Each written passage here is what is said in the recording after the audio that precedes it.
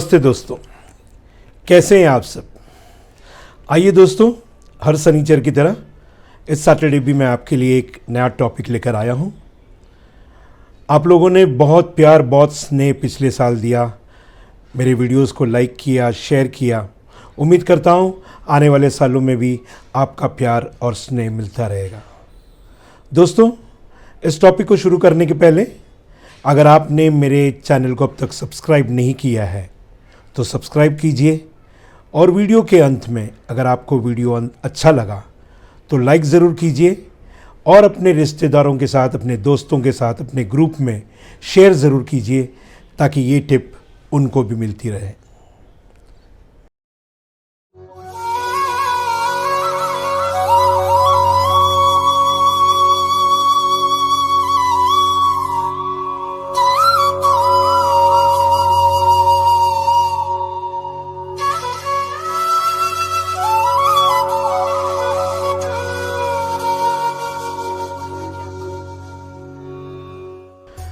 आइए दोस्तों, आज हम बात करते हैं 2022।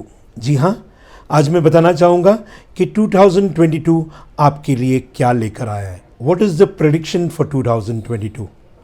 दोस्तों, उसके पहले एक कहानी मैंने एक आरजे से सुनी थी, वही कहानी मैं आप लोगों को सुनाना चाहूँगा। ये कहानी थी एक प्राइमरी टीचर की जो एक सरकारी स्कूल में पढ़ाता था। उसका ट्रांसफ़र गांव में हो जाता है, और एक ऐसे गांव में जो थोड़ा सा पिछड़ा रहता है। अब उसका घर और उसका स्कूल गांव से काफ़ी दूर होता है, तो जब भी ये घर से अपने स्कूल जाना चाहता है तो ऑलमोस्ट 2 से 3 किलोमीटर इन्हें पैदल चलना रहता है। अब क्योंकि इनको सिटी में रहने की आदत थी तो ये बर्दाश्त नहीं कर पाता इतना चलना, लेकिन सरकारी स्कूल में एज़ ट्रांसफ़र्स आर कंपलसरी, तो ये उसको भी ले लेता है। और कभी कभार ऐसे सोचता है कि मुझे कहाँ पर यहाँ पे ट्रांसफ़र मिला है, कितना चलना पड़ रहा है, स्कूल कितना घर से दूर है। और इसी तरह ये रोज़ सुबह पैदल अपने स्कूल चला जाता है, और सोचते सोचते एक महीना निकल जाता है। और फिर जब इसको इस महीने के आखिर में जब इसको सैलरी मिलती है तो उस सैलरी से सबसे पहले अपने लिए एक स्कूटी ख़रीद लेता है, और फिर बस स्कूटी से स्कूल में आना जाना शुरू करता है। अब जब स्कूल जाता है तो देखता है रास्ते में बहुत सारे लोग चल के जा रहे हैं, तो इन्हें भी मालूम रहता है कि कैसा कठिन होता है चल के जाना। तो ये बहुत लोगों को लिफ्ट देने शुरू करता है, लोगों को अपने स्कूटी में बिठा के अपने डेस्टिनेशन पे छोड़ने शुरू करता है। अब ऐसा सिलसिला चलता रहता है। एक दिन एक इंसान उनसे लिफ्ट मांगता है, और जैसे ये उन्हें लिफ्ट देता है, वो पीछे बैठे थोड़ी देर के बाद पीछे से चाकू घोंप देता है और बोलता है स्कूटी रोक दो। अब ये स्कूटी रोकता है तो बोलता है उतर जाओ, मैं इस स्कूटी को ले जाऊंगा। अब ये चोर टीचर को उतार देता है और कहता है अब ये स्कूटी में ले जाऊंगा।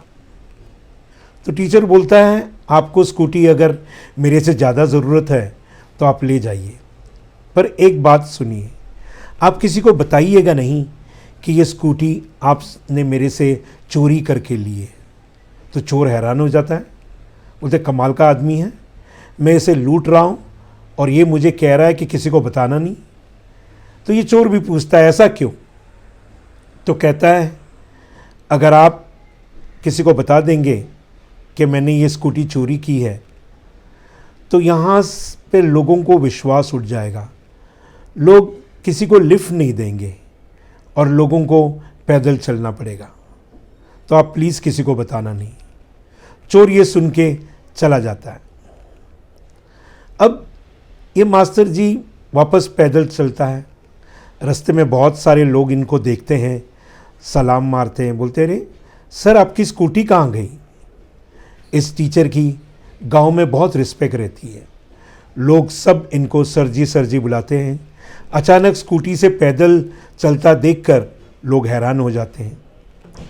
अब ये परेशान होकर स्कूल जाता है, फिर स्कूल ख़त्म होने के बाद घर आता है, सोचते रहता है कि कल से वापस मुझे पैदल जाना है। अब दूसरे दिन सुबह जब तैयार होके स्कूल के लिए निकलता है तो देखता है कि दरवाजे पे स्कूटी खड़ी है। टीचर हैरान हो जाता है, बोलता है मेरी तो स्कूटी चोरी हो गई थी, ये दरवाजे पे कैसे? वो जाके उस स्कूटी के पास जाता है, देखता है तो स्कूटी पे एक चिट्ठी लिख कर रखी थी और उस चिट्ठी में लिखा था, आप तो अमिताभ बच्चन से भी बड़े सर जी हैं। मैंने क्या आपसे स्कूटी चुराई और जाके सबसे पहले मैं एक कबाड़ी के दुकान में ले गया ताकि इसको बेच के कुछ पैसे ले सकूं। और वो कबाड़ी वाला बोला, अरे ये सर जी की स्कूटर आपके पास कैसे आई? बस ये सुनते मैं वहाँ से निकल आया। रास्ते से स्कूटी लेके जा रहा था, लोग पूछ रहे थे सर जी कैसे हैं? स्कूटी इधर है तो सर कहाँ हैं? सर की तबीयत तो ठीक है? अब वहाँ से निकला तो ट्रैफिक हवलदार ने पूछा, अरे सर जी की स्कूटी लेके आप क्या कर रहे हो? सर जी किधर है?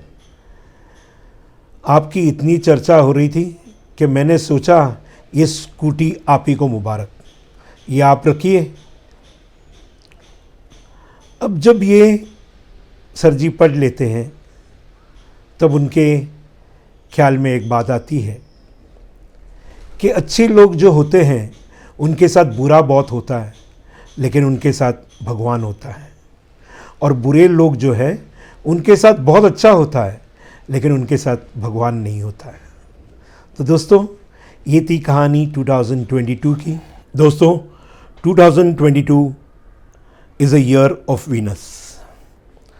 ये वीनस का ईयर है और Venus means love. Venus means peace and harmony. Venus also represents for hope. तो दोस्तों, जब वीनस रिप्रेजेंट्स लव तो इस साल में बहुत सारा प्यार होगा, बहुत सारे मैरिजेस होंगे, ज़्यादातर मैरिजेस लव मैरिजेस होंगे। और दोस्तों, इस साल एक बात और होगी, इस देश की आबादी बढ़ेगी। There are chances that there may be a rise in population this year. Venus को एक हॉटेस्ट प्लैनेट भी कहा जाता है और इसकी वजह से जैसे साल के शुरुआत में ही सब जगह कोल्ड वेव्स आ गए, लोगों ने ऐसी ठंडी देखी जो पहले देखी नहीं थी। बिल्कुल इसी तरह गर्मियों में ऐसी गर्मी देखेंगे जो पहले कभी देखी नहीं थी। There may be heat waves everywhere. There are chances to have volcanic eruptions and storms at some places. इस बार गर्मी बर्दाश्त के बाहर होगी। Overall, economic conditions are going to be very good. जितने भी लॉकडाउन हमने देखे थे वो सब ख़त्म हो जाएंगे, एक नॉर्मलसी आ जाएगी। लोग पहले जैसे जीना, काम करना शुरू करेंगे।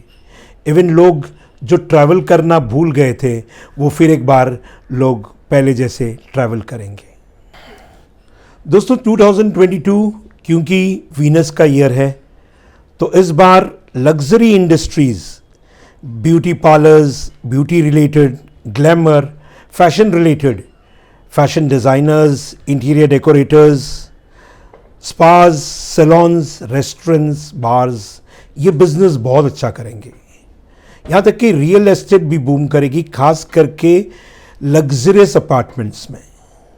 दोस्तों, वीनस का कलर ब्लू, येलो और गोल्डन है और इसके वजह से गोल्ड प्राइस हाइक होने के चांसेस है। गोल्ड विल डू वेल और steel will be all time high. दोस्तों, इस बार अगर आप लकी कलर जानना चाहते हैं तो इस साल के वीनस के लकी कलर्स हैं येलो, पिंक, ब्लू और वॉयलेट। और एक कॉशन मैं आपको देना चाहूँगा 2022 का कि गलती से भी 22 मत लिखिए, इससे आप अपने लिए डिज़ास्टर क्रिएट करेंगे। Whenever you write 2022. Yes. Thank you. That's all for today. We'll meet again next Saturday. Till then, हंसते रहिए, मुस्कुराते रहिए।